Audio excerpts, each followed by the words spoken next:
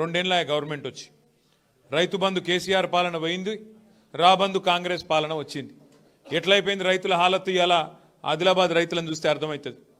పంట కొనటోడు లేడు, కొంటే అందులో కట్టింగ్లు. సోయాకు కష్టమే ఉన్నది, పత్తికి కష్టమే ఉన్నది. పత్తి రైతు అయితే ఇలా చిత్తైపోయింది. ఈ రాష్ట్ర ప్రభుత్వంలో, ఈ రాష్ట్రం వచ్చినాక, ఈ ముఖ్యమంత్రి వచ్చినాక, కాంగ్రెస్ వచ్చినాక పత్తి రైతు చిత్తైపోయింది. సోయా రైతును అడిగేటోడు లేడు, దానికి మళ్ళీ కట్టింగ్లు.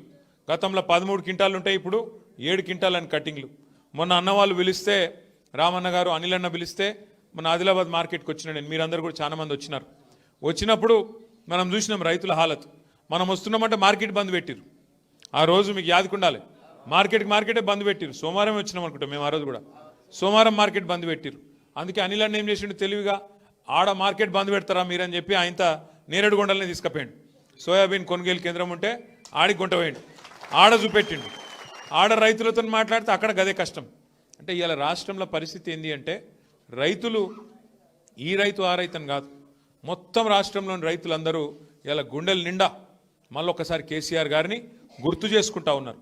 కేసీఆర్ ఉన్నప్పుడు ఎంత బాగుండే రైతు పరిస్థితి, ఇలా ఎంత అధ్వానం అయింది అని యాద్ చేసుకుంటున్నారు. ఇది వాస్తవం. నేను చెప్పేది, మీరు ఊళ్ళల్లో మీరుంటారు, నాకంటే బాగా మీకే ఎరక. ఏమన్నా కోపమో తాపం ఉంటే మన మీద ఉన్నది. ఆడనో ఎన్నో కోపం ఉంటే మనం ఆడ కింది స్థాయిలో ఉండే నాయకుల మీద, నా మీద, మీ మీద ఉండొచ్చు, కానీ కేసీఆర్ మీద మాత్రం రాష్ట్రంలో ఏ రైతు కోపంగా లేడు అనే మాట వాస్తవం. ఎందుకంటే కేసీఆర్ గారు చేసినట్టు రైతులకు ఎవరైనట్టు చేయలే.